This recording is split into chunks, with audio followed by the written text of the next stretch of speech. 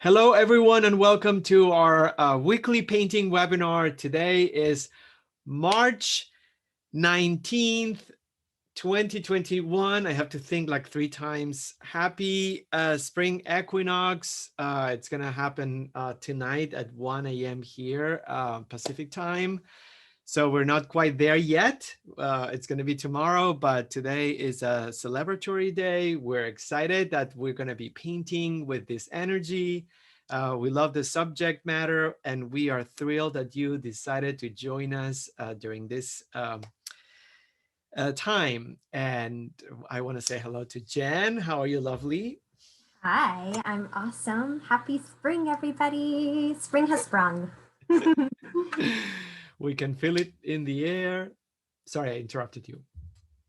Oh, no, you didn't. But I will say that I love that the jacarandas are out and about. Already? I think they are in my neighborhood. Oh, wow. Maybe that's bad. Um, that is not a good sign. But who knows? This world Well, is crazy. listen, it'll be beautiful as the world is ending. Yeah, I know that the wisterias are blooming. I saw some wisterias blooming. So, and I always try to make a notation for the following year.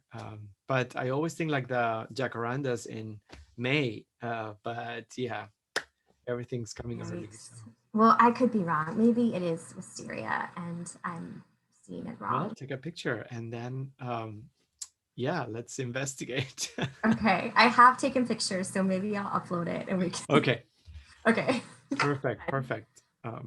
Thanks, Jen. So yeah, we've done, this is the 11th collection, and at the beginning of each webinar in 2021, we want to point out that we're going to take this year almost as a challenge and making sure that we can accomplish and finish as many paintings from collections as possible.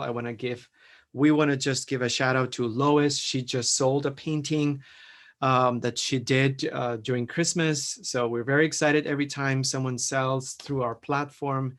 And so, yeah, we want to make sure we have a few paintings that we want to feature still, and some of you are finishing touches on some paintings. Just know that if you want to put your painting for sale on consignment on our platform, we would be delighted to provide that for you if you so wish, and things are selling, and we have thousands of visitors every month. So it's a good place to get exposure, at least a little bit of exposure. So if you're watching from the future, we're still here and we are thriving, and we have painted 10 collections. I still have to go back to my toaster and add some notes. Kamala Harris portraits, the pillows that we sleep with. We painted clouds, and I don't know why, but I have a better appreciation for skies right now after painting that series. The clowns are dear to our hearts. That collection turned out so beautiful. Self-portraits, confronting, but it's one of those paintings that it's going to gain value as time goes by, for sure. And American Skin, fantastic Barclay L. Hendricks homage.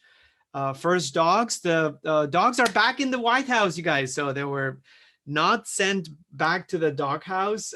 They were traveling with the Bidens, and now they're back.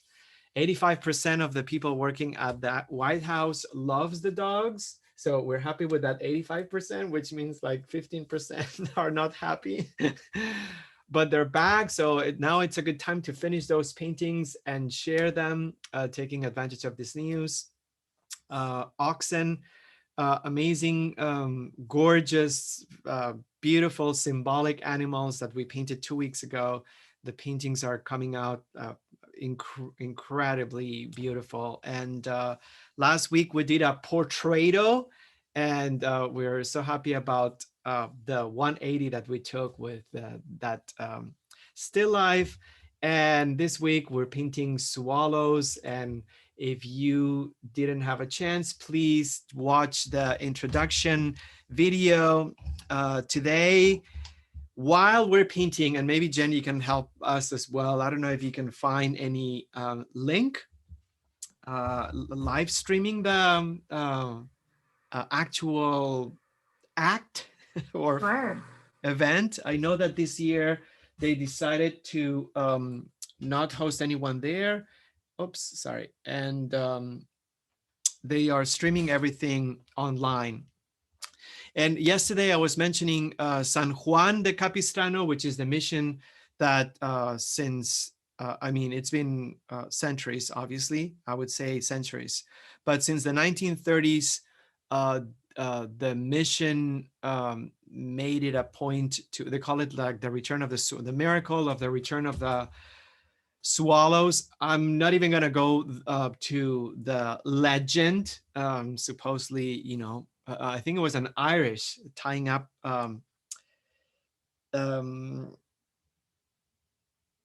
what was yesterday or 2 days ago? Oh, St. Patrick's Day? St. Patrick's Day. Oh my gosh.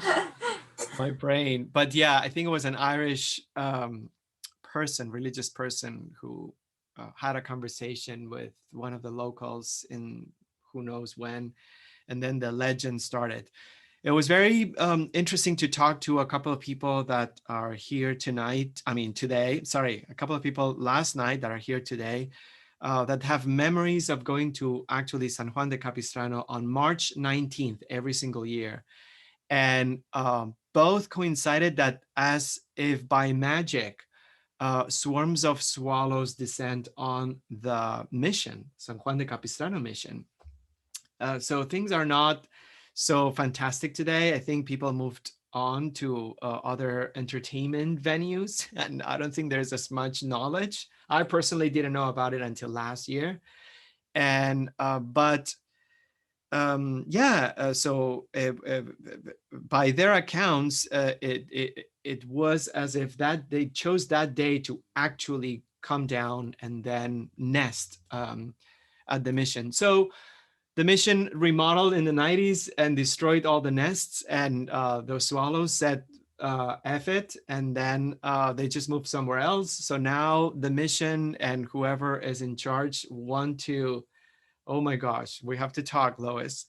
So later, the whoever's in charge of the conservation in the area, which now it's surrounded by concrete roads, McDonald's, sorry if you like McDonald's, but yeah, Marshalls, Home Depots, and all kinds of buildings. And the two rivers that frame the mission are now lined with beautiful concrete. So there's no mud. And and by the way, yesterday I didn't have a chance, but the more swallows there are in a place, the less mosquitoes. So swallows are a natural predators of mosquitoes. So anyhow, just wanted to say that. And I'll say more things about it, but because I find it fascinating, and despite the fact that there's a lot of things in the history or the story of this event, we talked about decolonizing history because there are a lot of things that they don't talk about in regards to the mission and what it represents for a lot of people who are descendants of the indigenous people who lived there before they got kicked out and essentially either enslaved or annihilated. I think that's the word. Some generations later, we have heard people talk about these events, and the pain still is alive. So we have much respect for that. And also we wish that there was more education. I searched on the website of the mission, and I don't think they are doing enough to, because I think there's always an opportunity with buildings that may bring up pain and suffering. There's always an opportunity to, and I think they're not using that opportunity as much as they should. Talk about the people who lived there before, and bring docents, for example, to talk about that. That would be interesting to find out. Anyhow, Just gonna, I hope you guys are already painting, or maybe not, but I'm just gonna mention that I selected this image. In fact, it's something that we're gonna do moving forward, because I use a random number generator. I have a hard time picking one of the images that we curate. I don't even know which one to pick, and I just want to make sure that I have a little bit of a guilt complex. I want to make sure that I pick something that is okay, not too crazy, and but anyhow, so I leave it to the elves in the interwebs to decide for me. And from now on, I'm just gonna add the link to generate a random number. If you don't know which image to pick, you can do two things. From now on, you can just click that link and let the algorithm choose for you. I don't know if that's a good idea or not. And by the way, we're always open to choose for you. So if you want us to pick an image for you, we'll be happy to do that. And Jen is an amazing curator. And then I love when she selects images for myself or others. So yeah, this is what the universe wants me to paint. And I'm so excited because they're two birds and they're kissing. So I think this makes me really happy. And the background is totally blue. I'm using a format that has the following specs. It's rectangular. It's 12 by 16. And it's oriented in a landscape composition or orientation. So check out your format and literally go down, even though it seems silly, go down the list of those three things. What shape is it? How big is it? And what kind of orientation it has. I love doing that because to me, it's the best way to sort of like ritually enter or engage with the process, because sometimes we sort of like overlook these details. There's something very important and tragically overlooked, which is how we retrofit or reformat this image that we have, whether we printed it out or we use another screen onto our format. And we do a lot of like crazy things, if I can use that word without sounding too ableist. So yeah, I always like to bring awareness to what kind of format I'm using. There are two things here, format and painting surface. I'm not going to talk about painting surface yet. I'm going to talk about format. 3 elements, go down. What size, what shape, what orientation, and then think what image you have that you need to retrofit. I like this word, or reformat also. Let me just move this a little bit. So I went out and there's a Kinko's nearby. So I printed this image and I decided a couple of things. I have 3 focal points if you ask me, maybe 2. So one focal point will be the birds, another focal point is the wire, and the final focal point is the background. You can also count them like this: one focal point, one bird, another focal point, the other bird, and then the wire is the third focal point.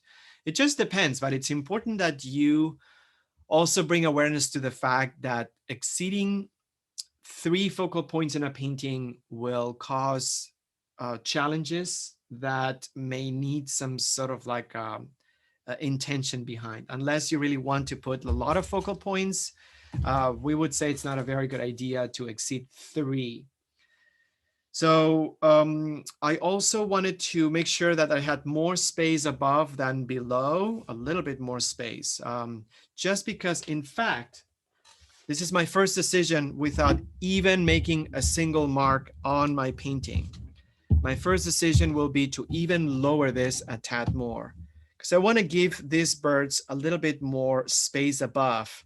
So intuitively, there is this idea, I think that's okay. There's this idea that there's space inviting them to fly, or there is this idea of open space above them.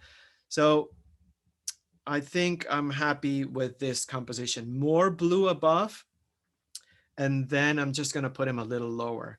These are important decisions that if you think of them now, they will make your life a little bit easier. And then, so I have something that I want to read to you that I think it's important going down to criteria, but let me just get this started because I don't want to spend much more time. And I'm just going to use the brushes. So right now what I'm doing is aligning. I don't have anything cropped. So the best I could do is to start setting up my parameters, my scaffolding, and see how the scaffolding looks on my format. Again, format. I think that's okay. I feel like perhaps it's a tad too low, maybe too close. Remember, the edges of your format, they act as magnets. And even though you think things don't touch with the edge, they pull towards them. So very important because you need to think about movement. That's one of the principles of composition that we talked about a few months ago, or maybe a few weeks ago, several weeks ago, that it's very important. There are several elements of composition. The most important that pertain to us at this stage are 2 focal points. Decide how many. Try not to exceed 3. This is going to be an easy assignment for that. And think of all the paintings that you've done in the past that perhaps exceed that number and what happened with them. How things may compete with each other. And, I think it's important I like this sort of like conservative criteria, and then we can always find an intention to break it. And the second important compositional principle is movement, which it's not about the illusion of things moving. Movement refers to the viewer's point of view or eye having enough space to move around the focal points. So if you put things too close to an edge, the edge acts as a magnet. Things get, you interrupt the flow of eye movement. So movement refers to the viewer's point of view or perspective, in the sense that we should consider allowing the focal points in our painting to have abundant space to create movement, eye movement around it. So there you go. Our painting could be this, and just because we thought of these elements already, it would be a successful experience. So, oh my gosh, Jen, I'm going to tell you to read the sentence from yesterday's art statement about the Desert X painter that really captured my attention. I don't know if you have that image from the folder. Was it? It was the Guatemalan artist Argentinian artist who lives in Guatemala, and there was something about we're not aiming to. Oh, right. Okay. Yes. Yeah. Yep. Okay. Hold on. All right. So I think that's it. And then what? So maybe I'm just gonna. There's an angle, so I'm just gonna try to capture the angle. The only thing that's cropped is the wire. So I'm just gonna do the 2 marks on the sides, and I'm gonna start with the potato shapes. And this is something that I need to. How am I gonna do the potato shapes without cropping? Because it's like point blank. Okay. So let me just see. I have an idea. Actually, I have an idea. Since I don't have any reference, I don't have any reference on the sides that I could measure, and the image doesn't go to the reference. What I'm gonna do, I'm gonna find the middle of the image, because I'm gonna grow this composition from the middle out, because I don't want to start my potato shapes from this end and then I have like a ton of space on the other side. I want this to be as balanced as possible. And then it looks like the middle, it's right on the beak. The middle is right on the beak. So I'm just gonna guesstimate here, maybe. Yeah, more or less. Doesn't have to be super perfect, but I think that's good. And I think now that I have the top wing, I could start aligning other stuff like the head on the other side, and maybe I could just like start my potato shape, and oh boy, I would have done something so off. Because right now I could really measure. I could have done something so outrageously off. All right, so potato shape goes in. What's a potato shape? A potato shape is a general silhouette that gives me or informs me broadly of the size and the location of one of the elements. That's one of the first things that I want to talk about that I learned reading the book by Deborah A. Rodman, an academic that wrote this amazing book about how to about art education. And she says it's better to refer to things on our painting as shapes or elements rather than using the word objects, because the word object suggests the presence of a recognizable form. And I like that. I know that this is almost like Freudian. Why choose element and not object? It's a little bit too deep for a Friday, almost noon. But I love that distinction. I love language. I love to learn about language and learn about words. And I like that distinction of not referring to things as objects because they have the connotation of realism, recognition. And I feel like it's important because since nothing that we do right now is going to be recognizable, really. So using shapes or elements is much better. And I'm going to do that. And in fact, I'm looking at the chapter, if you may know, or if you may be interested in knowing, the chapter about how to give art criticism to a group of people. And this is not even the chapters about other academic stuff. And I feel like referring to someone's painting by using words like element and shape rather than object. I like that. This is a little bit lower. Here's my potato shape. If we learned anything when we painted the crows last year, is that birds are freaking hard. I'm sorry, but I'm glad we said this now and not before, so we wouldn't scare you. Birds are hard.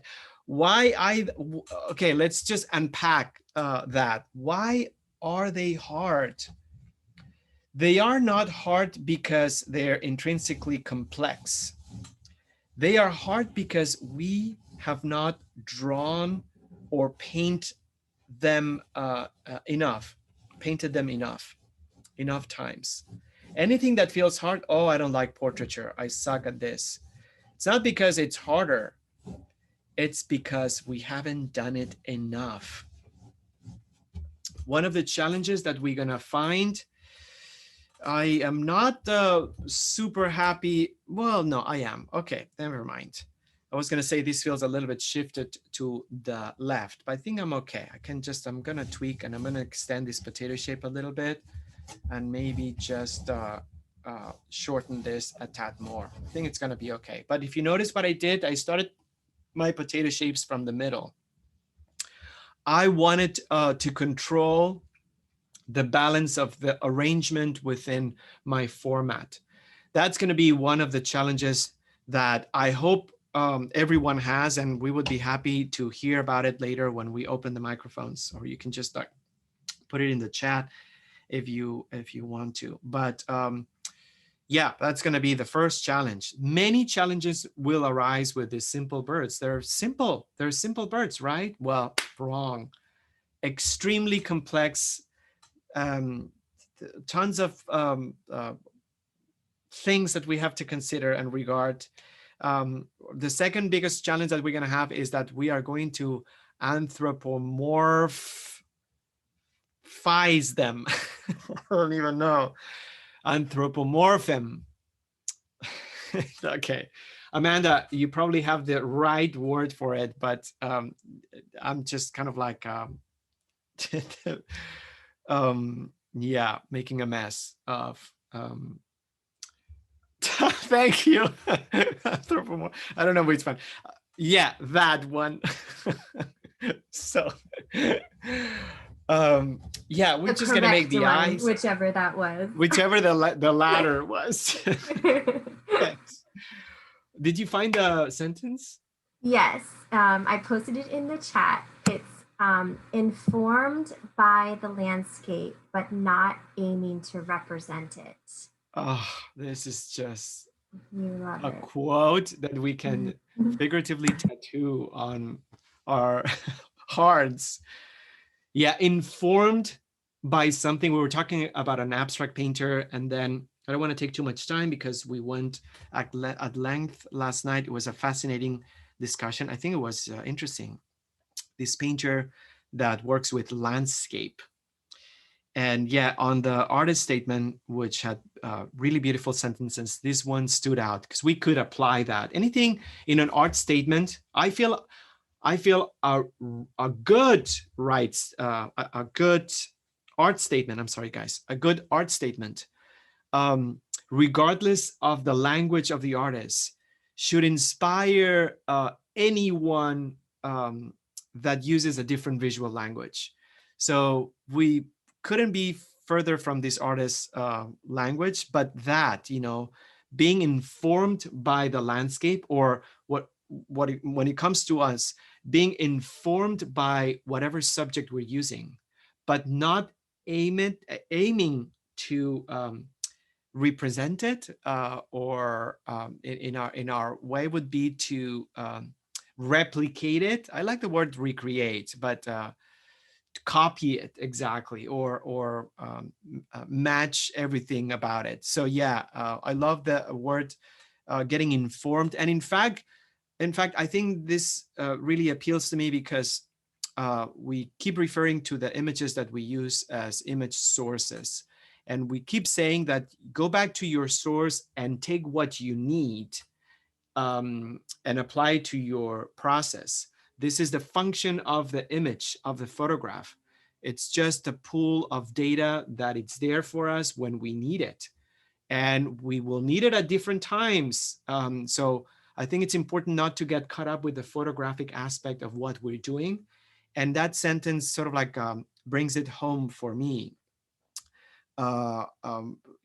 Getting informed by the subject, not aiming or trying to mimic it. Thanks, Jen, so much. It's such a great, that's it. That should be the art statement of what she did. But anyhow, so I'm just gonna go through the potato shape and try to bring some definition, a little bit of definition. So what I'm doing right now as a second stage, if you will, it's just going back to my potato shape. And now that I don't have to worry about the geolocation of the objects, the elements within my format, I can pay a little bit more attention to the nuances of the line that determines that element. So that's what I'm doing. Before I constantly looked at the format.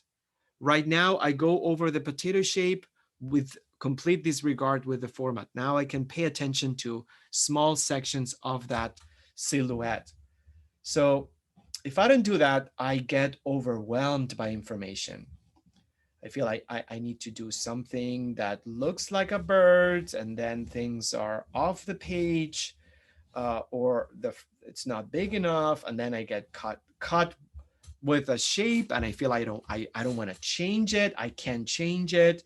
What am I doing? And then it's a slippery slope or a water slide. If you get caught with that kind of like thinking, you can pull yourself out of it. And you just go, imagine a water slide, the tallest slide. Imagine you're thinking attached to yourself and going down that slide fast. You can't stop that force. And then that's when we panic and we're like, oh no. So I like to bring things down in stages so I don't get overwhelmed. And I have my feet on the ground as at all times. It works for me. I think it's a good way to tread through this part of the painting process, which is the most complicated, the hardest part, you know. All right, I know this will change a lot, but I'm gonna pretend there's no wire. I'm gonna do my structural lines, and I'm already identifying lines within the main shapes that break down the shapes into smaller pieces. So that's what I'm going. Potato shape, refining that shape, turning it into an outline, a proper outline. And then the next step is finding the structural lines. For example, there's a distinction between the body and the fanned feathers on the tail. There's a separation between the feathers of the body and the wing. So I'm trying to capture the more evident ones and think in terms of elements. Nothing here should be recognizable.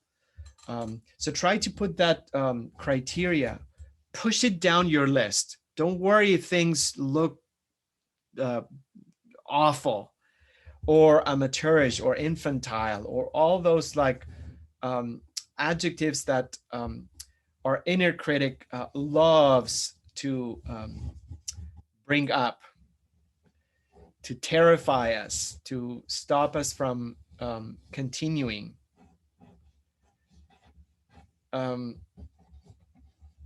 Yeah, no, we're just doing lines. We're positioning elements. Right now, I'm doing structural lines. And I have to sort of like voice these affirmations almost. I don't care what this looks like. I don't care what this looks like. I don't care what this looks like. And I feel like this is a good mantra to keep going, because the idea here is that if we stop and we overthink, that's it. We lose.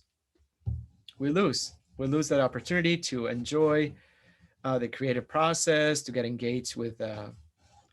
So yeah, don't let anyone stop you now. These are just lines. They can look whatever they want to look.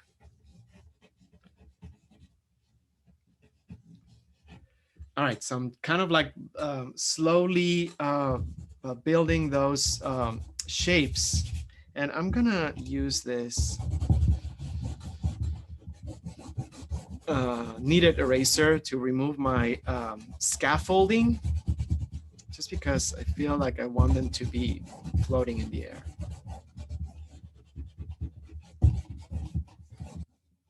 So I'm gonna go to the next step, which is shading.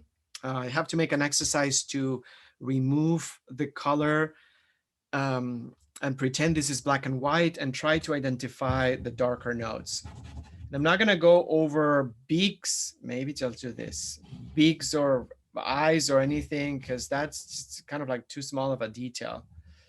And I want this to be a sketch, a crocus, a draft, a preliminary area, or yeah, that informs me where I need to put the first brush strokes, informs me where the light direction is on this scene. So I don't need it to be super detailed. Squint your eyes a lot and fade your lines. And I was actually, I'm so happy that 2 weeks ago, when we did the auction, I was really, when I led this kind of like lottery, internet lottery pick for me, I was like, oh, I'm not sure I like that, the image that came up. But I think I'm so happy right now because it challenged me, but it also I'm happy about the result, about the ox that I did. This one wasn't either my favorite at the beginning. It's like, oh my god, two birds, what am I getting myself into?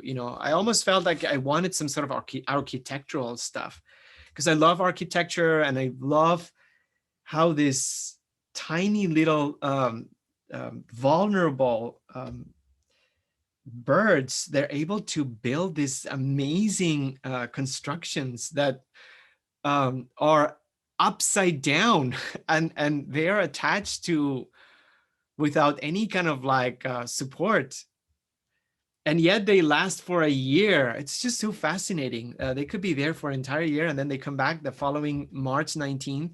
By the way, let's just clear the air. This March 19th, it's not like all the swallows in the world that just go and land on San Juan de Capistrano. No, there are many colonies, not only in the county, but they fly to different states, from California to Florida. I don't know how much north, how far north they travel, but and there are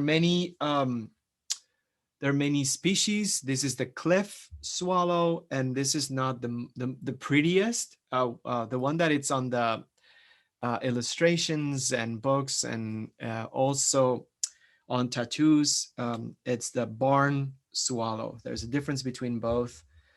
This is the cliff swallow. And Jen, when you have a minute, I would love to see tattoos on the knuckles, because we talked yesterday about people tattooing, fighters tattooing swallows on their knuckles to represent speed and swiftness. Ooh, okay. Look. Yeah, and the sailor tattoos, if you have the time, if they come with a hot sailor, I would say share them with us. Oh, 100%. If it's just an arm, it's okay. Just an arm. It's just Popeye's arm. Okay, so anyhow, so I'm just like bringing some light and shadows. I think I'm okay. I think I'm ready. So let me just also bring this. I don't think I'm gonna do the line or the wire yet, because I feel like I need to paint the birds pretending there's nothing in front of them, and then bring the actual line. But yeah, just go in and out, and in and out, meaning just go over your potato shapes and your shading and see if there's any shape that you want to tweak, but don't feel too attached to it. This is a very, very preliminary foundational step. It's meant to be a draft. So have the draft approach here. It's kind of like loose and not very perfectly calibrated. Yeah, just because things are going to move around so much. Yeah, so why do we want to do something and then the 2 steps back is going to be much more complicated. All right, so let me just kind of like move forward to the wash, big brush, and I'm going to get 2 liquids here. Some mineral spirits for the wash for now in 1 cup. And then on the other cup, I like to mix these 2 solutions. I don't know, maybe it's just because I feel like I'm doing more. I'm in a confession mood. You could use linseed oil perfectly fine here. Although I would say, it, from what I've gathered by listening to other artists' practices, people seem to prefer mediums rather than oils, just because they tend to have like a higher speed in drying, and then some people like to build layers faster. So that's the reason why some painters use synthetic fluids. And it makes sense because if you use oils, the painting's gonna take longer to dry. And for some painters, they just prefer the paint getting set a little bit faster, so they could just manipulate. So actually, yes, Gallkit is one of the synthetic mediums. I feel like Gallkit really dries super fast, almost like too fast for me now, because I would say since this is going to be a work in progress, and I'm going to work on it today, I'm going to work on it on Monday night, and then next Wednesday and Thursday night, almost a week. If I use Gallkit, it's just going to dry like so fast. I want to have like the paint a little bit, or drying a little bit slower. So solvent-free, which has the same drying speed as oil. Yeah, that kind of like defeats the purpose of what I just said. And poppy oil. Poppy oil does slow the drying. I like to mix them together just because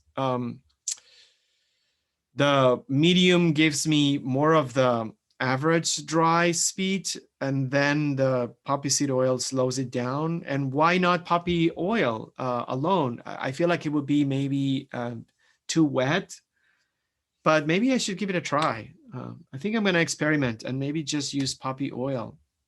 The problem with this, with oil, is that if it slows down the drying too much, I have paintings everywhere on the floor, which I should not have because it gathers more dust, on the sink, and they're laying everywhere, and I haven't finished them yet. And if I just put them one on top of each other, thinking that they are dry, they will get stuck because they may feel dry to the touch, but they're not dry yet. The more oil you use, the more this is going to happen. And that's one of the reasons I would say why painters prefer to use, the painters that I've talked to prefer to use synthetic mediums, just because they want to avoid storing the paintings. So they touch with the back of another painting, and then 6 months later, you want to pull that painting out and it's glued. There's nothing you can do. And then with the painting, your heart kind of like also tears apart when you pull that painting. All right, darker to lighter. I don't know if I'm going to use one of the old Harry guys. There's a Harry contest also going on today, by the way. I don't know who the heck. Oh, no, wait. We have a story. There's a reason why they do a beard contest in San Juan de Capistrano. I don't know. I feel like it's an excuse to drink. If you ask me, Jen, we didn't talk about it yesterday, but it looks like they just do it so they can drink. I mean, that's probably a good, yeah, you're probably right. I didn't think about that, but you're probably right. Yes, the idea behind the beard growing contest, which has been since the 1800s, you guys, is that the men would shave their beards when the swallows would leave in October, and then they would grow them until they came back in March. And then they would get together and have a contest of whose beard grew the longest. Yeah. Yeah. That's it. All right. I'm just gonna, thanks, Jen. That's it. And the images, I mean, I don't know if you saw any of the images, but it's just basically a drinking contest with people with beards in them.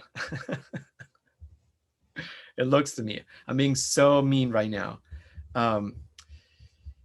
Anyhow, so just going, I'm actually doing darker to lighter, blocking out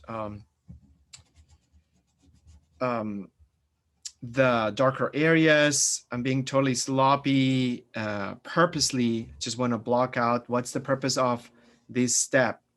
The purpose of this step is just to essentially prime the paper. The surface, let me talk about painting surface now. I talked about format. I'm using cotton paper. The Arches cotton paper, it's excellent because it's not as absorbing as regular paper. It's ideal for oil painting. I like the smooth surface. Depending on which surface you're going to paint on, you're going to have different challenges, from more porous to less porous. The most challenging for me, it's canvas that doesn't have enough gesso layers, because the micro pockets drive me crazy. I have to put much more paint, and things get more muddy and things get more dull for some reason, because of the pockets remove the luster of the layers, and things feel like almost like thirsty, parched. The paintings don't look very lustrous. And even if you put varnish on top of them, because of the texture, it doesn't really bring out the luster of the layers. It's a very, I don't recommend canvas painting surface as a painting surface unless you put more gesso layers over it and reduce the depth of those pockets. But that's just me, and everyone has a different experience. And of course, I have painted and will continue to paint over canvas. But if you have a canvas board, or yeah, so just know that the more pockets you have, by pockets I mean the woven texture of the canvas, the more challenging the applying paint is going to be. Best surface, pre-primed wood panels that are already sealed, and they are already sealed with gesso, and the gesso has been perfectly sanded to an even, gorgeously luxurious surface. Those are the best. We were talking about Mylar, a non-porous surface, and I think I want to get a pad because I miss painting on Mylar. Mylar is a polymer sheet that doesn't wrinkle. That means that it's essentially hard, like a plastic. It's not hard because you can roll it, but okay. So I'm just going darker to lighter. Yes, yes, Amanda. Duralar and Mylar. In fact, these two names, Mylar and Duralar, are both names of brands, and I think the actual generic name is a polymer, something about polymer sheet, but they're both the same. Yeah, it's gorgeous because it's non-porous, so the oil, it's in its at its best. The brushes, the brush strokes glide. The texture of the brushstroke is visible. It remains on top of the surface. So you can really create a very sophisticated, amazing texture with very little paint, because there's no absorption. Everything remains. What's the challenge? The challenge is that since it's a sheet of plastic, you have to back it up, frame it, and make sure that you store it properly, because it could, if you mishandle the sheet and it falls, or you roll it, the painting may just, it's not going to crack, but it's going to damage the adhesion of the paint over the plastic. It is, we have to go back to that. It is my favorite. I mean, I don't know. I love the clay board. It's a wooden board that instead of gesso, they use a clay-based surface, so it's even finer. It just feels like so. Yeah, this is like a gesso board, and it's super fine. But the clay board, it's even finer. It's just feels like satin. And what I'm doing right now is, apart from talking too much, is just getting stuck with uh, the this thing, the staining. I'm gonna bring some yellow ochre. Oh yeah, I'm gonna study the colors on the first notes. Yellow ochre is the color that we use the least. But maybe, I love the tonalism on the feathers of these little guys. So I just love that. So I'm excited to play with that color palette. And I'll just block this out. So think color fields. Staining, this is what we're doing right now, consists of applying color fields, a field without any edges, fences, limits, just sort of like a wash, a spill of color. And yeah, these are my little birdies. I'm happy about this little kind of like wash. That's good. I'm gonna bring some blue because obviously this blue is just so ridiculously strong that I'm gonna bring cerulean blue as a base. I know that this blue is the mixture of cerulean and something else. Is it good to have cerulean in your palette? Yes, it is, I have to say. It's not a color that we use a lot. I'm gonna switch to the big brush. But it's a good idea to have cerulean, especially for cloudscapes or sky. It's a good idea to have it. A small tube is just fine. And I'm loving that it's flat, so I don't have to create perspective or anything, and I'll be ready for the second hour. So that's my goal. Lots of liquid, and then just priming that painting surface. Depending if you use canvas, you'll need more liquids and perhaps a little bit more paint. If you use wood, you'll need less, and you have to be a little bit mindful. It's not super important of having too much dripping. If you use Mylar, everything's gonna drip like crazy, and I love that. So at first things kind of like slide, but that's kind of cool. Again, this the fluidity of the Mylar, the fact that it doesn't allow you to capture shapes and color too much. It just creates such gorgeous effect on oil, with oil.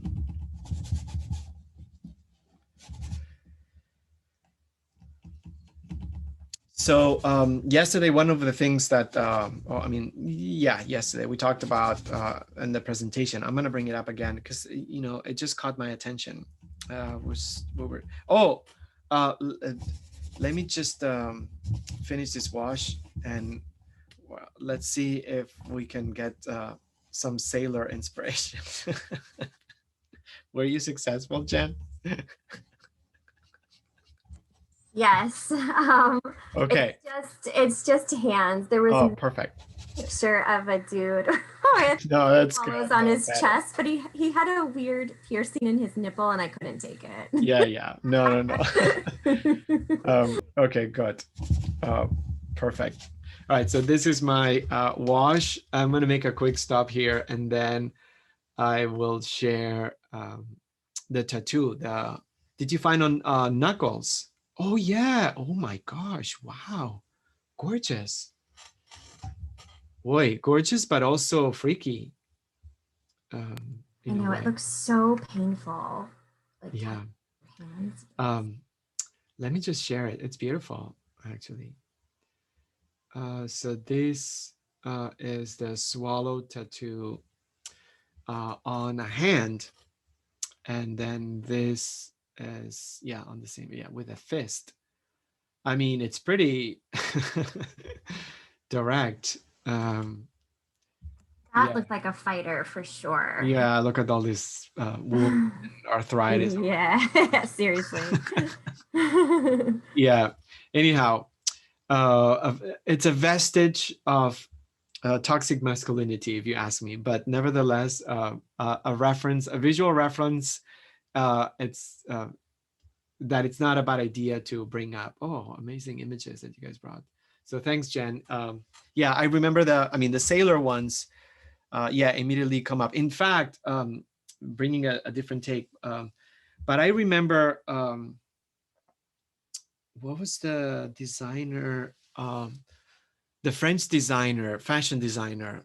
My gosh, um, who made a perfume of a sailor with a sailor T-shirt. Actually, gosh, Oh, I don't know, friend.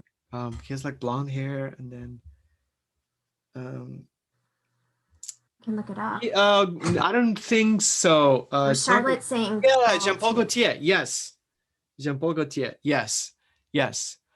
There was a collection. I mean, he has like I think one of his perfumes is famous for being almost like the torso of a sailor or something, having like a T-shirt of a sailor T-shirt. Yeah, Jean-Paul Gaultier. But then he created these sleeves that were kind of like stocking, but then they had the tattoo printing on them. I mean, this was one summer, I guess. And then you could just wear the shirt, whoever could, could wear that thing, and it looked like you had tattoos. And I remember the iconography on those shirts, and I remember sailors, and I remember swallows. I don't know, my mind went there. So, but yeah, thanks, Charlotte. All right, so I'm ready for my second notes. I'm gonna retire the big brush, and or maybe not, because this is a big space, and this is a good moment to assess and find out exactly, since we have everything primed, how things turned out. And I'm saying this because initially, and perhaps I'm just gonna briefly touch a couple of points about things to consider from this book. Um, Initially I said, I want to lower the birds because I want to give a little bit more space above them, so it just feels more like an outdoor space. And this paid off. I wasn't sure if it was going to work out, but I feel like it looks better than the image, having the elements, the shapes a little bit lower. It's not too low, so I still have like some space underneath, but compositionally, this is something that already I feel makes my painting stronger, if I may say that, than just putting them in the dead center of the composition. So yeah, in regards of assessing, a brief list here. Just ask yourself what kind of balance has been used in the composition, and if you're happy with that balance. Um, so has the foreground, the middle ground, and the background been addressed? I think we don't have, in my painting, I don't have to think of that because I don't have that many visual planes. Do objects or elements in your composition occupy the foreground, the middle ground, or the background? Yes, they're over the background. So, I think that's important for the continuity. Has attention been given to both positive and negative space? Well, I just primed it, but I know that the negative space here is going to be crucial and very important. Has the arrangement of objects and or positive space resulted in some interesting negative spaces? It's too early to tell, but I'm loving this triangular, the symmetric element right in the center. I feel like it's a good way to anchor the composition. And it feels like this sort of like negative space creates an axis that is followed by the birds. And I think in that sense, I feel like it's an interesting negative space arrangement. So have the objects in your composition been grouped in very interesting ways? I just have two, but I like the fact that they're touching. They're separated, but there's a point of contact. I think I'm going to stop here, but The list goes on. And I find that all these criteria and elements are extremely important to consider. Uh, as a matter of fact, I want to do sort of like a short list of those elements and have it pinned somewhere nearby, because this is the difference between a painting that has more strength, and by that I mean more intentionally, uh, thoughtfully studied, and something that feels a little bit more random or a little bit weaker in regards to intention.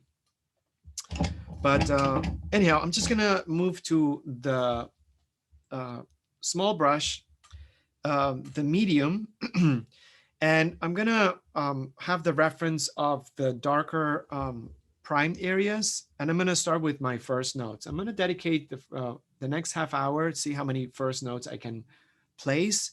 First notes are, think of color blocks. I said color fields for staining, sort of like implying that it's a vast area that it's not contained. And first notes, I associate first notes with color blocking, areas that are a little bit more specific, but they're blocked, that they don't have any illusion of form yet. This is a good moment to actually start studying the colors. If you ask me, first notes, I can just go back and find out if the colors that I'm using are okay. I use the, yeah, I think I need a little bit of the, a little bit of the yellow ochre and a little bit, I'm going to put a little bit of the burnt sienna. So here's the thing. If we don't study the colors, everything will be brown and beige. And there's much more to brown and beige than the colors that we're going to be using. So I think it's important to sort of like find the distinctions and the nuances between those neutral tones. And just finding what ingredients in our formula may just tweak the colors, move that needle towards more of a warm or a cold brown, the stronger the painting is going to be. So we have to make an effort to observe distinctions. There's a little bit of gray also in them, because if we don't tone down those colors, it's just going to feel very harsh. Remember, the paint out of the tube is extremely saturated in pigment. We have to process that paint to create our color palette. So process the paint means mixing it with other colors. I like to stay within neutrals first. And I'm gonna go darker to lighter here. Just gonna stick to that rule, not because someone tells me, but because I feel like if I follow that order, I'll make my life a little bit easier. Darker to lighter. If you don't have the sheet, you can also take a little bit of the color sample and compare it. Proximity of your color sample to the information, the image source, is key. Because if the palette's here and your screen is there and you think that it's close enough to compare, it's not going to happen. We have to bring the color as close as possible to the area we want to compare it to. Because the minute we pull it away from it, other colors around that color sample will influence our decision. So yeah, I try my best today to send the links a little earlier. I think I was almost able to do it like 3 hours prior to beginning. in hopes that that would facilitate a quick outing to either a print shop or give you more time to prepare for it. But I don't know. All right, so I'm just gonna go to the other side. Darker to lighter. Again, I'm not using any medium actually because it's pretty wet. So it's mostly paint.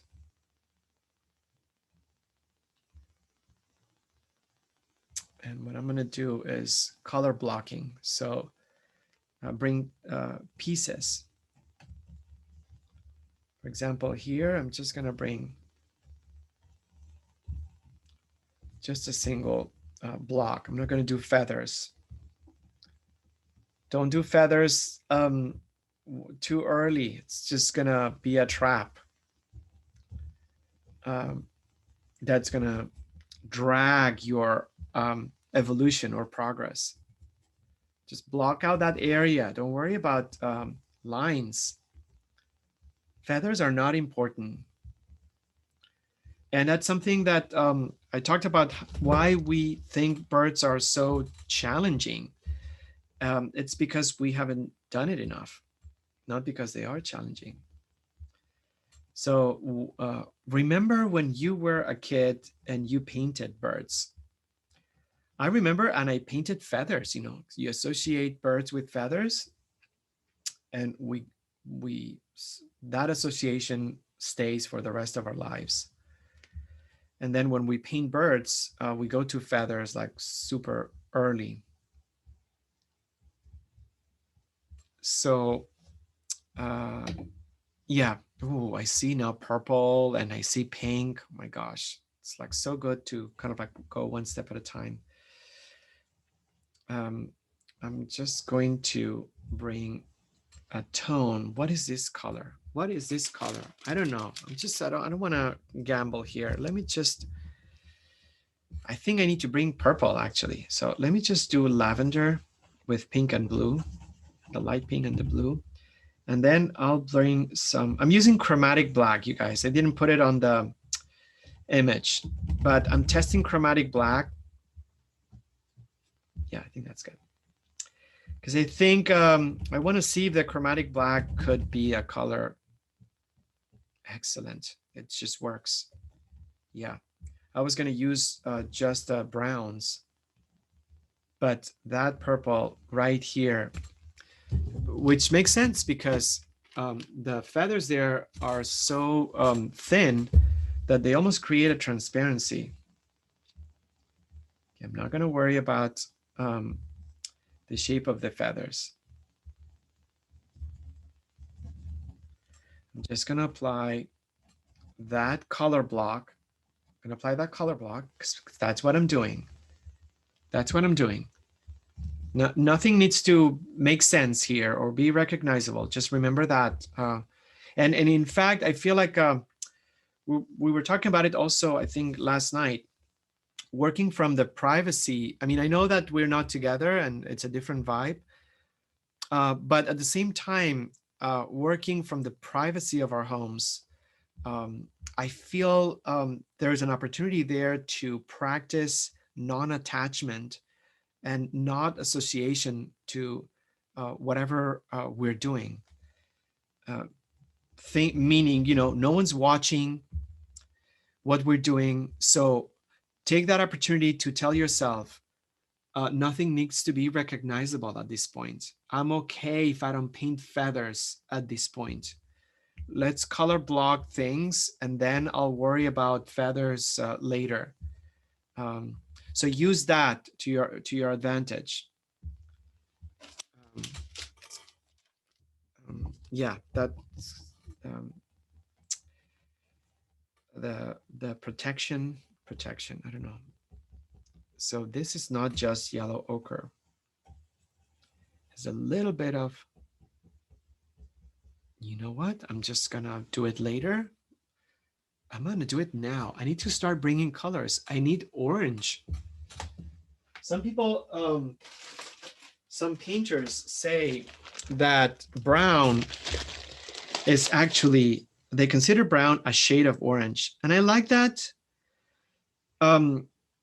because brown has such a bad rap. So I feel like, you know, saying, no, it's a shade of orange. Everyone loves orange. But at the same time, I don't like it because brown doesn't need orange to get validation. So, oh yeah, a little bit of orange. I think that worked. A little bit of orange. Let me just test it. Much, much nicer. Much nicer. Again, if you don't process your browns enough, this will be a single brown everywhere. So have that in mind. This will be a great challenge to face in how important it is to actually study the color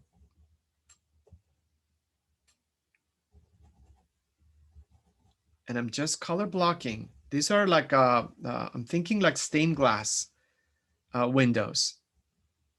So that's exactly what I'm doing. And I'm going to do it on the other side. I'm not thinking, I'm not blending for sure. I'm not blending except when I create the color. Let me just explain this. When I actually process the color, I am blending, but I'm not blending on the support, the painting surface.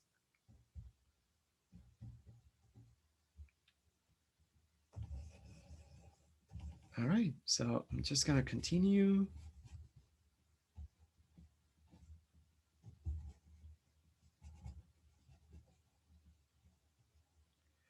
And I'm going from darker to lighter. So now I'm doing like mid-tones.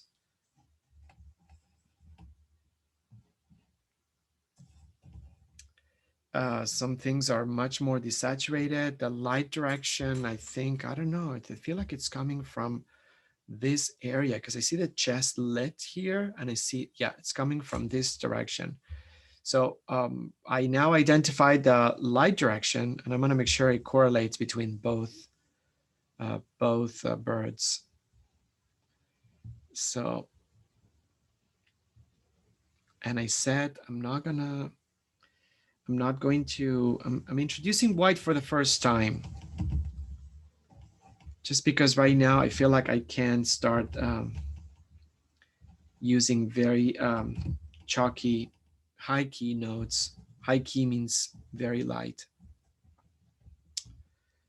To cover the blocks, the color blocks from the other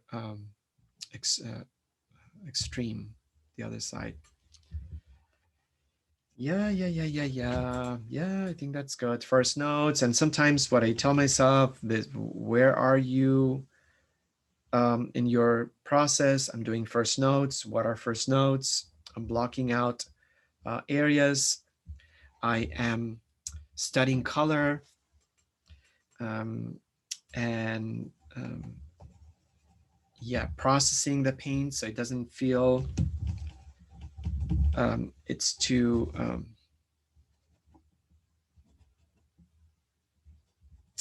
monotonous. And at the same time, I should say, I am also working on the edges, which I haven't done. So things are already becoming way too regular. So because of the nature of like painting itself, some of the curves are getting flatter and flatter. And then I'm starting to turn the bodies and the heads of the birds into mini sausages. There's no distinction on that shape. So I think the first notes are also an opportunity to start dabbing into the edge position. So yeah, just gonna go back there and then I need to bring some, let me just bring like one of the medium short brushes for that. Perfect timing. I said I'm gonna do first notes the first half hour. And I am doing, oh, it's right here. It's on the floor. And I am doing it. Um, yeah.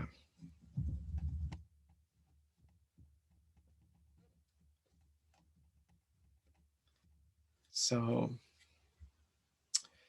um, so yesterday, Jen, we were talking about the symbolism, and we were saying that the Greeks associated the swallows with Aphrodite, the goddess Aphrodite. So I wonder if there's any painting, mosaic, or something with swallows.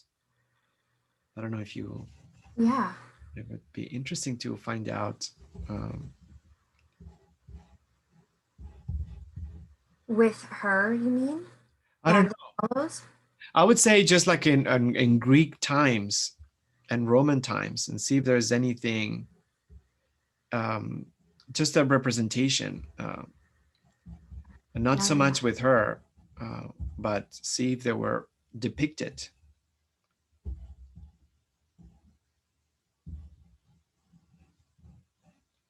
All right, I think I'm gonna study the blue now, and then,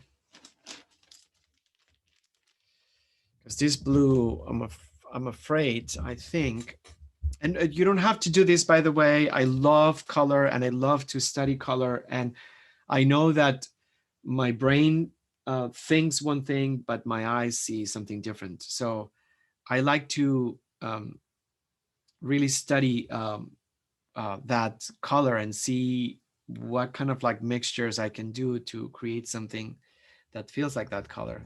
But that's not the only way. Oh, it is that color. Maybe some of the periwinkle.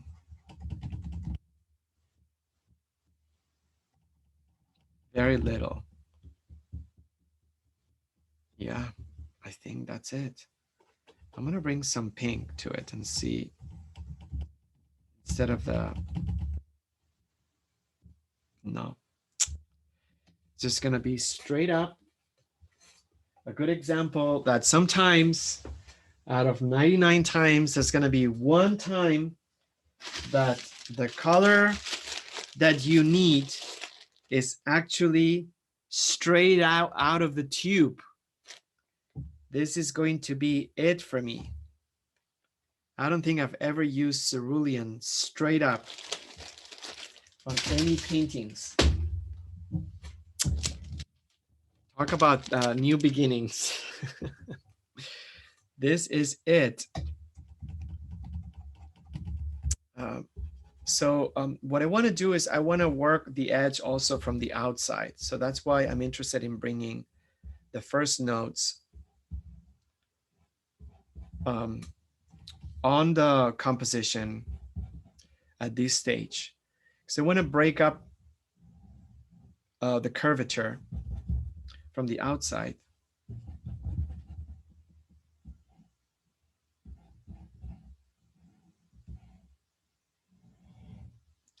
And I feel the best way to do that is to bring, maybe this is a little bit lighter, but I'm just gonna go ahead and then do this. Yeah, so I'm now cutting in and drawing, essentially drawing the shapes and the silhouettes from the outside.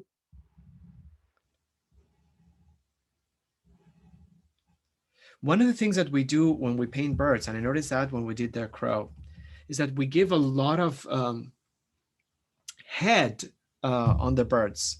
I mean, we just, and that's one of the ticks that we carry from doing portraits to painting animals. We make the heads have look like they have a cranium.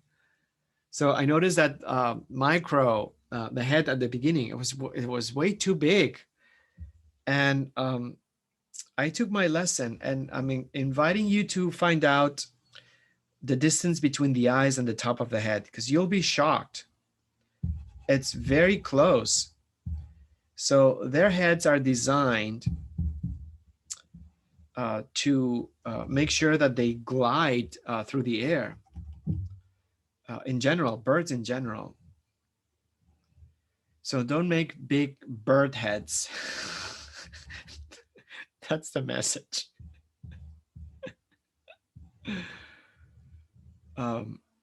It's so fun to discover the anatomy of the animals that we're painting.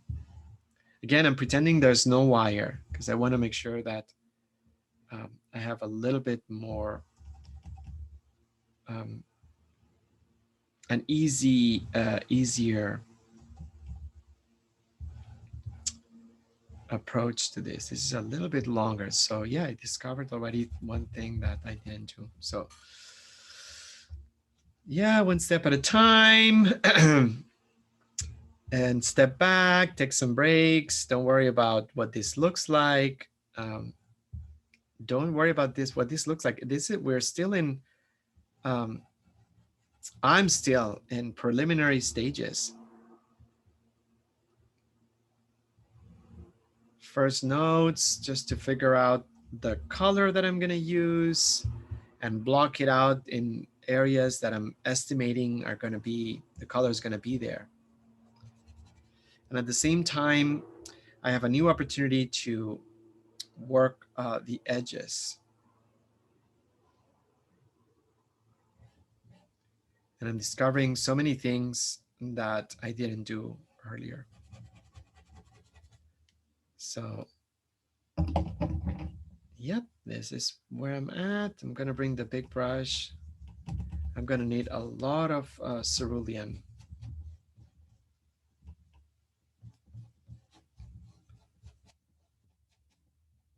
But that's okay. I'm excited to use cerulean actually. I don't know where I got this paint, but it's been a while. So I'm gonna use a ton of cerulean. I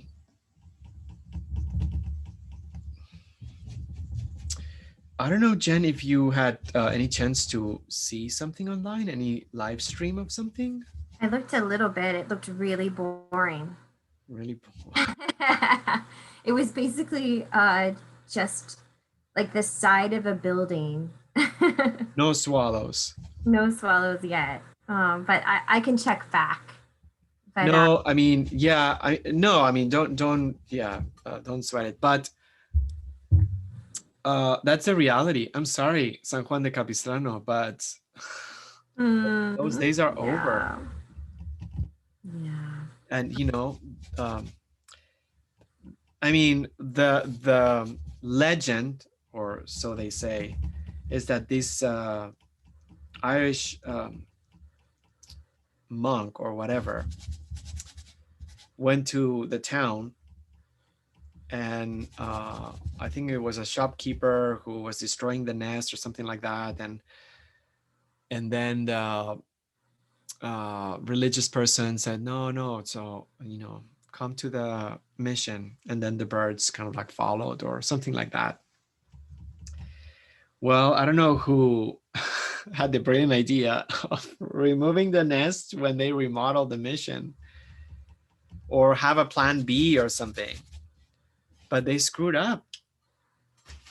The swallows left. I don't know. Yeah, I think last year there are images I think I found from 2020. I think they found one or something. So I don't know but they left after the renovation. They left. That's sad. It's sad for everyone. Yeah, it's sad for everyone. Yeah. So I know that they have a board, and I mean, they have conservationists and really interesting people that are trying to, but I guess it's not working. They're gone. They used to be in LA as well, swallows. But they're gone. There are no swallows anymore. Yeah, people destroyed their nests, and there was a petition Oh, I'll find the petition.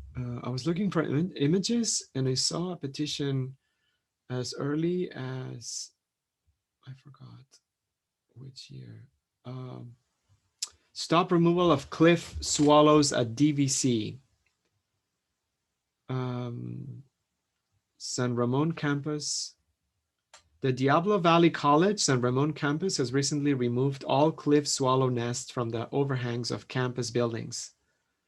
February 15th through September 1st is the nesting period of these birds, and the removal of their homes has disastrous implications for their reproductive success. And it goes to say that these birds are protected species under federal and state law, and removal of these birds is damaging to their biological fitness. So yeah, these birds are programmed to return to their nests and will continue to do so. So so there's something, the Migratory Bird Treaty Act, which was enacted in 1918, that it's establishment of a federal prohibition unless permitted by regulations to pursue, Okay, I think it just means the opposite. To pursue, hunt, take, capture, kill, attempt to take, capture or kill, blah, blah, blah, blah.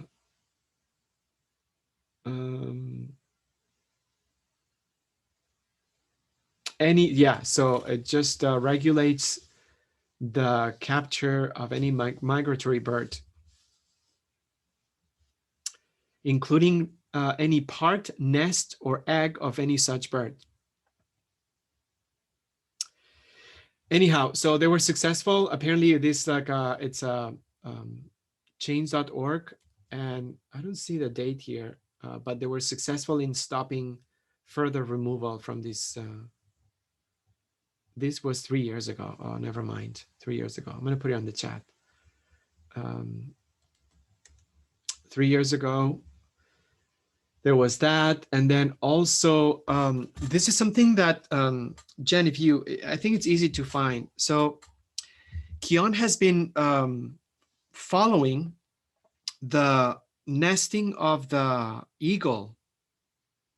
So apparently there's a live feed of the nesting of, I don't know the name of the species, but I don't know if you can find nesting of the eagle. I don't know. Yeah. Okay, so it's a live feed of a nesting of an eagle. Okay. Yes. And no problem, friend. So every night he the bald eagle. I'm sorry, bald eagle. If the police come for me, I'm pointing the finger back at you after they see my phone history. The what? Oh, just joking. They think I don't even know what. Some crazy bird lady. Oh, no. Bald eagle. Yeah, that's why I got stuck. Yeah, live HD nest cams, the American Eagle, I should have said that, but yeah, sorry, American Eagle Foundation. So there's a live feed, and yeah, so when he comes at night, he just checks on the eagle every night. That's really cute. Yeah, his brother sent the link, his younger brother, and then it's part of the conversation now. So anyhow, so I'm just continuing I'm continuing the application of, and I have, oh, it's already 30. So I'm just going to bring some notes here, because again, I try to avoid, I'm going to try to avoid the body of the birds becoming too sausagey or sausage-like. By the nature of applying paint, it's not our fault. The long strokes and going back and forth on that cylindric area will make our brush strokes unify the shape. But anyhow, so yeah,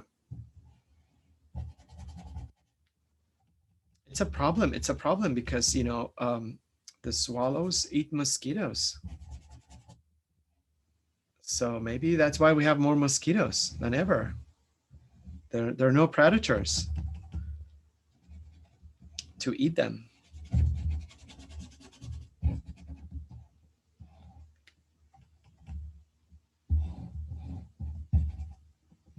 Do you know if it's the one in Big Bear, Julio? Yes, Okay. yes, because it's nearby. Yeah. Okay, so I'm just continuing this, and I need to speed up this a little bit. This is a little bit lower. I'm finding some details on my composition that I need to readjust. I'm not going to use the word correct or anything like that, but readjust. And yeah, more cerulean blue. So yeah, I like this contrast between temperatures, the cold of the blue, which I'm going to try to paint in a very smooth way, and then the warmth of the browns. I think color palette wise, I like that combination. And I'm just working on the negative space right now and just cutting into my shape because I want to redefine, I want to study, I want to work on the edges of my birds. Just remember what I said about the head, because I need to shave off a little bit from the top, because otherwise it looks really weird. This is a little bit rounder. I made like a corner here, but it's a little bit rounder. I'm still with second notes. It's a lot going on. I think that's okay. So what I'm doing, I'm sorry. What I'm doing is I just brought the blue, since it's a single color and it's out of the tube, I took the opportunity to sketch the bird from the negative space perspective or point. And then I'll just use some medium and blue.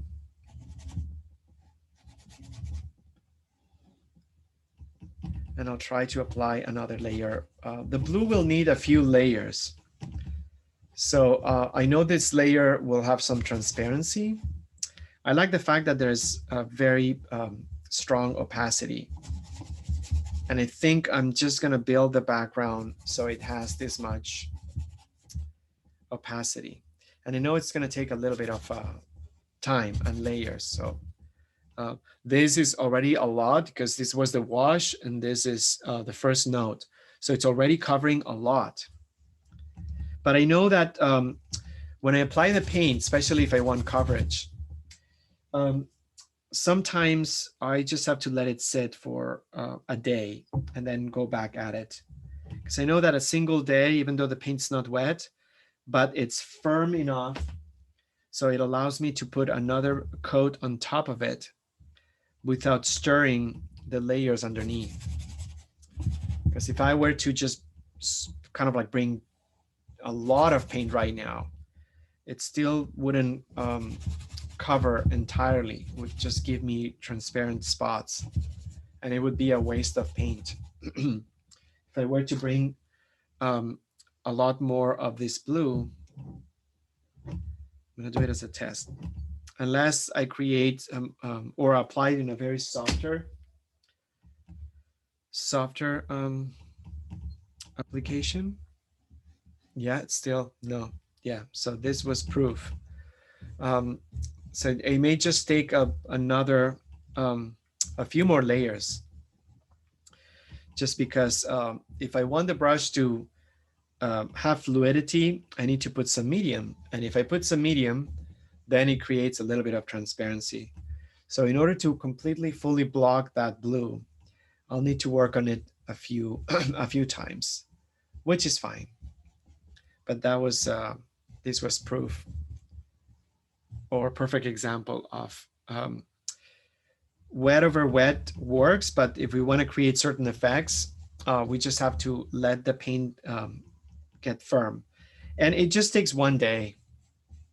So I don't know if I'm going to be able to work on it tomorrow, which is even better. But in one day, that paint already, it's not dry, but it already becomes super firm. And I think that's going to be key compositionally to the painting. Sometimes we have a tendency to focus too much on the likeness of things and not talk about compositional elements. And for example, having a fully blocked out area on the background will really give this painting another, will kick it up a notch. The combination of painterly brushstrokes over flat areas could be an interesting dynamic combination that could create energy. So yes, I'm done with first notes, a little bit beyond my intended schedule. But that's okay, because now, and I'm deciding I'm just going to do the wire like at the very end next week. So wire is not going in right now. Why? So obviously for two reasons, because I feel like I want to have continuation painting the bird.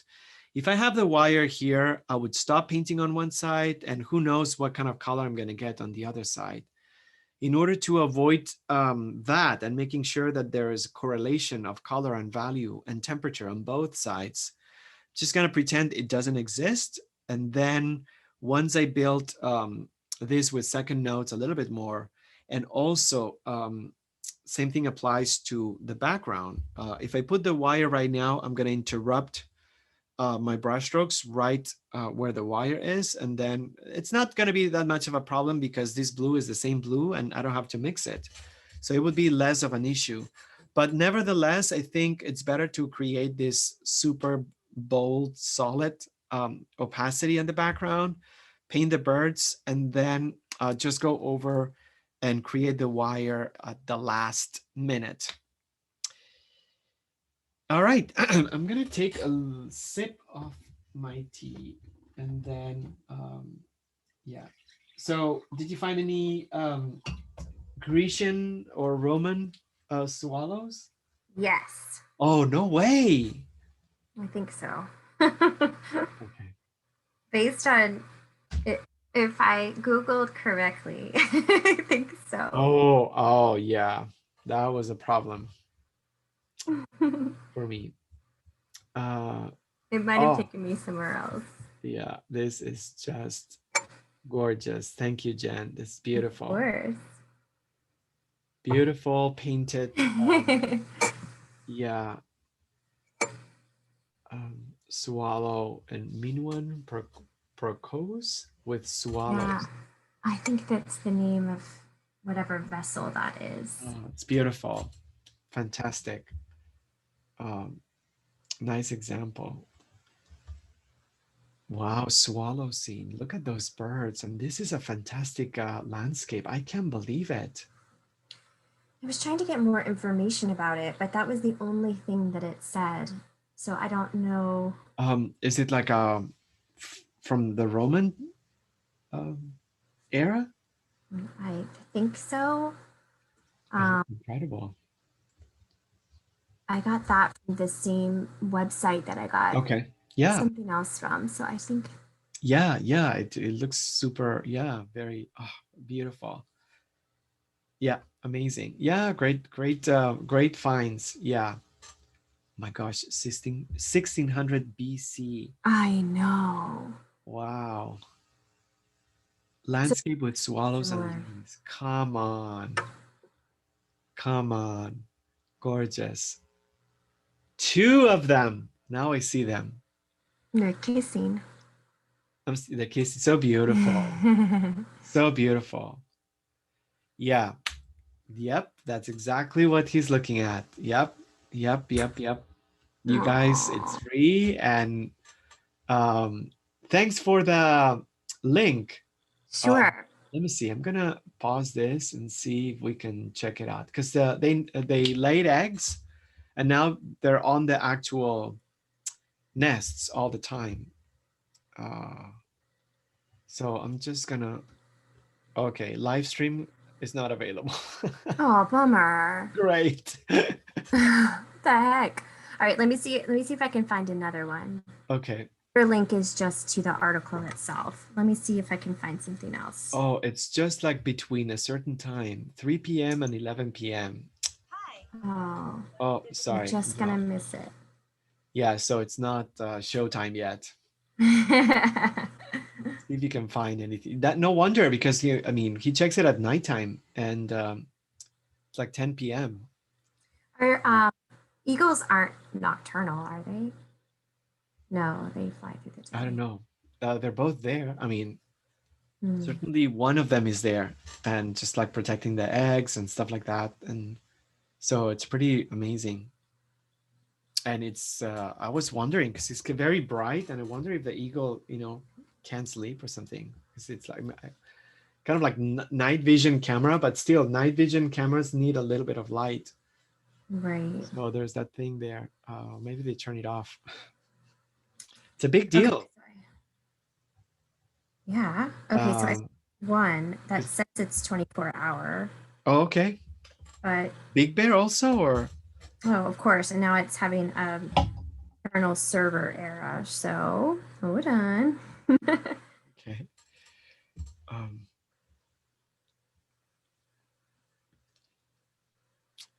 Okay, so there's one on Facebook, but of course we don't have Facebook. Um, I wonder if you can still. I think so. Okay, so I'm gonna attach this to that photo Okay. and see if you can. Um, Let me see. 1 second. Okay. Not yet. Sorry. Mm. I'm gonna do it one more time. Did you put it on the LA Times article? Yes. No, it's just like the two links. The one from the Friends of Hmm. Big Okay. Bear. Try one more time, if you don't mind. No. No. Okay, hold on. Let me get out of this and retry. All right. Well, we'll give it a try. Yeah, we'll give it a try. Yes. So another time before we close the session for sure. So I'm just gonna go back to the next step, second notes. Hopefully, you guys had like an opportunity to work on second notes a little bit more than I am gonna have. What are second notes? So I moved from, or I like to move from color fields doing staining to color blocking doing first notes, and I like to use the word pixelation during second notes because my brushstrokes are a little bit smaller, and then yeah, I start sort of like to create transitions and variations within the first notes. So if this is the first note stage, which has clearly just a few blocks and still some empty space. What I do with, I'm sorry, the first notes, yeah, the first note stage. What I do with the second notes is that I go back and then I try to create variations of these tones um, over the first notes. So I widen the range of values and color, and there may be some blending happening, but I'm not trying to blend too much. So I'm going to start with the bird on the right, and I'm going to follow darker to lighter. And what I'm going to do is I'm going to, with a medium brush, still with a medium brush, what I'm going to do is with more paint and less medium, I will start um, uh, tapping the painting surface with small brush strokes. And the idea is to just build variations of color. Yeah, build variations of color and value, rather, I'm sorry, variations of value within the first nodes. So I'm just going to bring some gray and then create a lighter version right here. As I usually say, blend on the palette and try not to blend too much on the painting surface. So I'm just gonna bring a small brush. There is a fine feather here, and I'm just gonna apply some of this on top of it.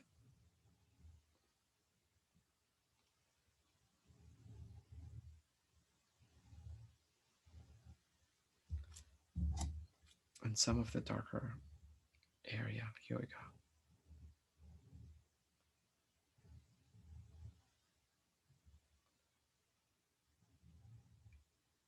So I'm just building highs and lows. Yeah. Okay, I think that's okay. Let's just kind of like continue with darker notes. There's something sticking out here, so I'm just gonna build it.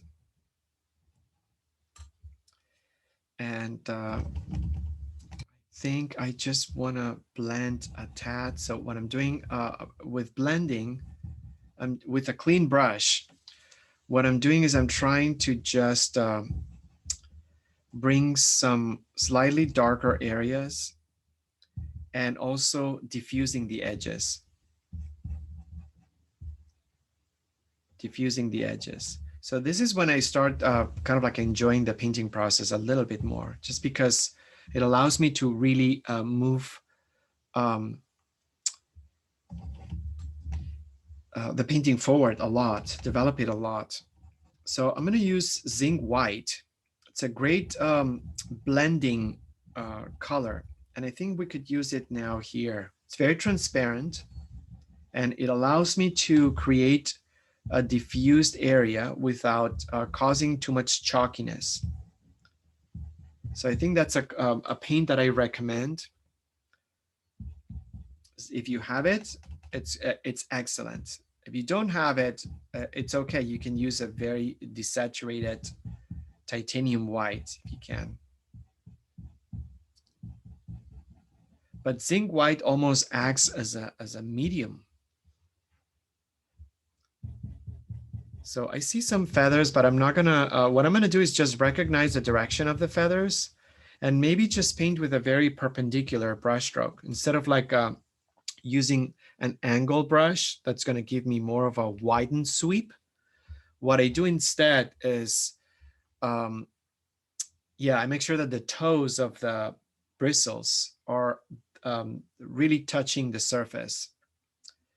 And I have a challenge here because the cast shadow of the wire creates a shadow underneath.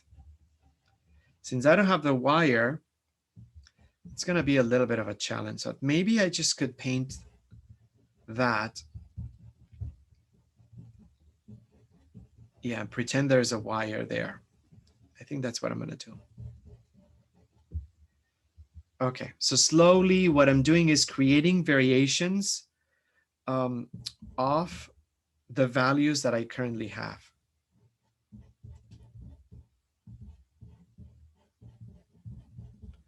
Small strokes, really short, not too much paint.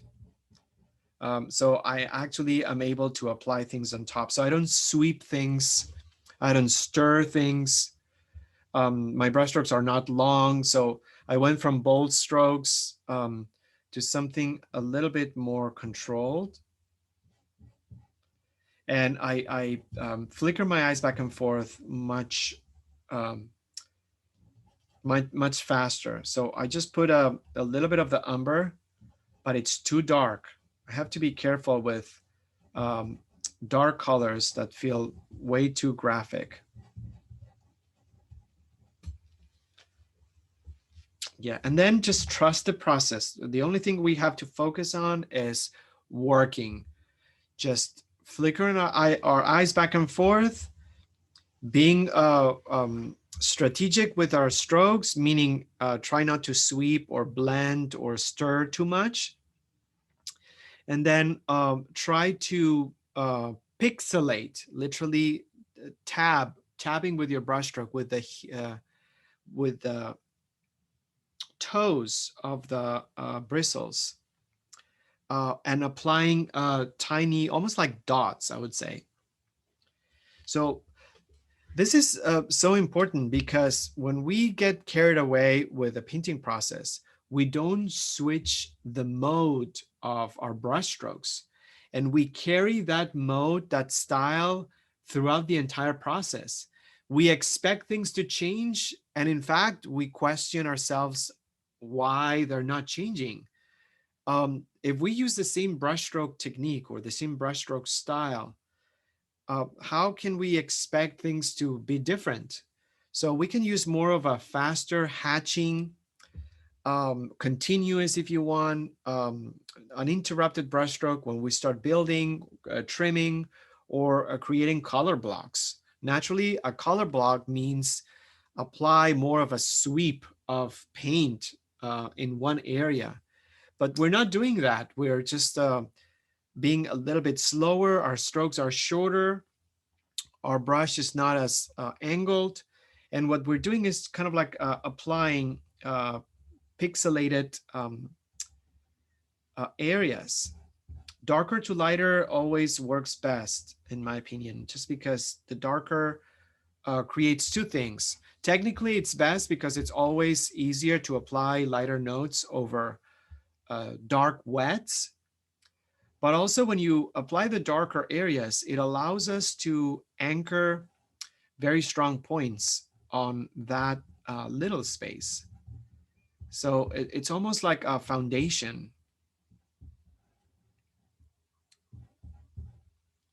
Flicker your eyes back and forth constantly and try to see how that brush stroke, that area actually works. And let's just remember the sentence from the artist statement. We are getting informed by the source, not aiming to replicate it. So I think that's very important because we feel frustrated if things don't look exactly the same. We're just taking information and applying it as we see it on our own terms and within our own experience. And that is just perfect. So it slowly starts to take a little bit more shape. Don't panic, don't rush. You know, sometimes when we put the darks, then we feel, oh my gosh, now I see, I need to do this line or I need to do that line. This is the engaging part of the process. So for example, this is much lighter. So I need to create a color that's much lighter than this. And this is what I talked about, the darks being the anchor. Because right now, having the darks right there, I can just bring the lighter tone over it and create an edge, a contrast. There we go. Yep. I'm going to bring also some titanium white. I need a little bit of chalkiness on the feathers down there. A little bit of chalkiness, not too much. And also a little bit of color. So I'm going to bring some orange. Just remember those tiny variations during the second notes. It's when we should apply them. Tiny variations of temperature, because otherwise this will be very monolithic.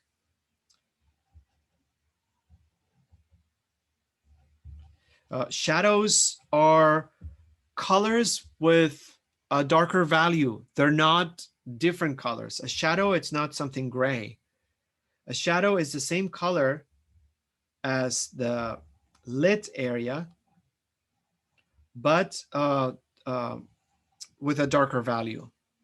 So when you paint shadows, just remember shadows have color, and it tends to be the color of the same area, but with a darker value.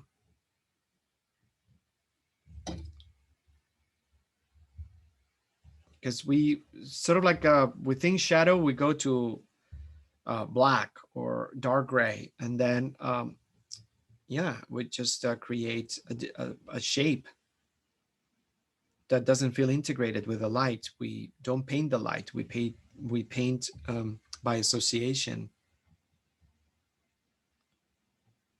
So, and just remember also two things: the angle of your paintbrush and the pressure of the paintbrush against the painting surface will create different brush strokes.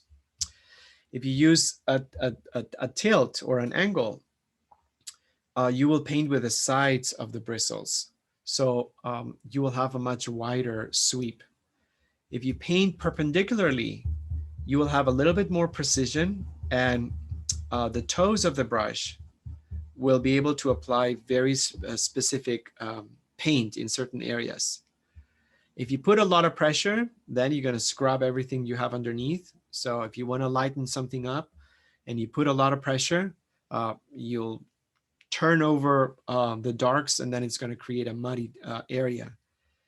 But if you paint with a very soft touch, you'll be able to apply a lighter area on top of what you have and make it look like it's above everything else or on top of everything else. So for second notes, use more of a perpendicular, let the heels of the brush paint, and with softer, with a softer pressure.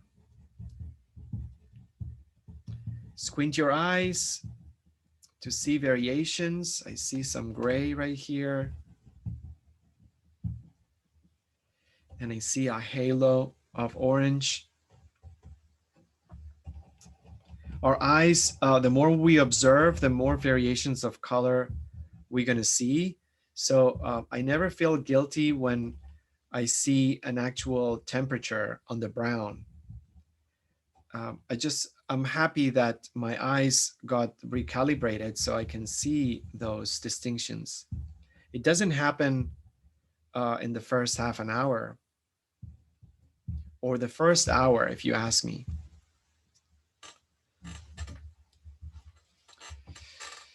So yeah, I'm gonna bring some cerulean. I see some areas I feel like I could trim from outside. And this is gonna be where I'm gonna be at. So this final minutes, obviously this will be a work in progress, but these final minutes, I'm just gonna work on building the edge from the outside a little bit more. This needs to be a little thinner. Constantly flicker your eyes back and forth. Try to avoid spending too much observing time on the painting and not enough time on the source. And make this exercise. Try to spend more time looking at the source than painting. It's amazing what you'll be able to actually see when you tilt the balance between more time observing, less time painting. Like you have to force yourself to do that, because naturally what we do, we take 1 millisecond, we think we captured everything, and then we spent a minute just kind of like painting. And whatever happens here has nothing to do with the source, which is fine also, but yeah, just practice that. I love this stretch. I love the angle. I haven't even gotten to the tilts, but I'm happy about the stretch. I love that stretch. At first I was like, this bird doesn't have like a statuesque um, sort of like posture. It's this one, yes, the one on the left. And by the way, for the record, before we conclude this recording, conceptually in my mind, I'm painting the two same-sex birds that are gonna land in San Juan de Capistrano and poop all over the mission. So that's gonna be my conceptual base for this. And the reason why I'm saying this is because looking at behavior of swallows, we noticed that first thing that came up was that they're monogamous. They stay within the same family unit forever. So I think it always surprises when in the animal world there is such a thing as monogamy, because we think like it's in nature, it's not natural. So when I read that, I was like, oh my gosh, that's beautiful. That's amazing. Anyhow, I thought it was amazing. I didn't expect it. I thought it was amazing.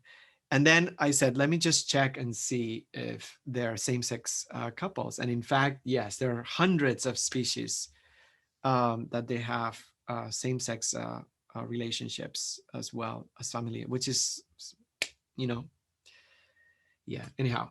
So thank you so much. This was a lot of fun. Work in progress for sure. I'm excited to continue working on this.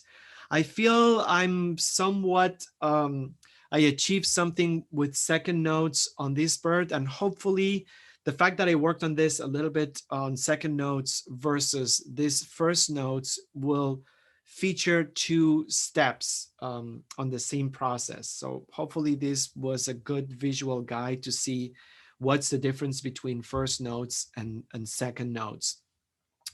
And I already have a strategy for next layers with the blue, as I said, and the wire. But I'm really, really excited to spend parts of this weekend, celebrate the equinox with such a beautiful scene of two birds kissing. And as we mentioned in the video, a great way to move away from the past, turn the page and start a new chapter. So 10 minutes. So Pacific time at 1:10. I'm sorry, 1:15. Let's reconvene and take a picture of your progress. We encourage you to share, just because I know that it's confronting, but think of this. You are helping everyone in the group get inspired and get ideas to continue working. So it's not just for your own interest, I would say, but it helps everybody if you share. So don't worry if you just have a couple of stick figures. It's totally fine. And then any questions that you may have, and also we're going to try to go from the east to the west. So let us know if you're going to be there or not, so we can just use the time efficiently. But we're going to start from the UK and then go to the East Coast and then end here. So if you have anything schedule wise that you want us to consider, you can just let us know. All right, so I'm stopping the recording. I'll see you at 1:15.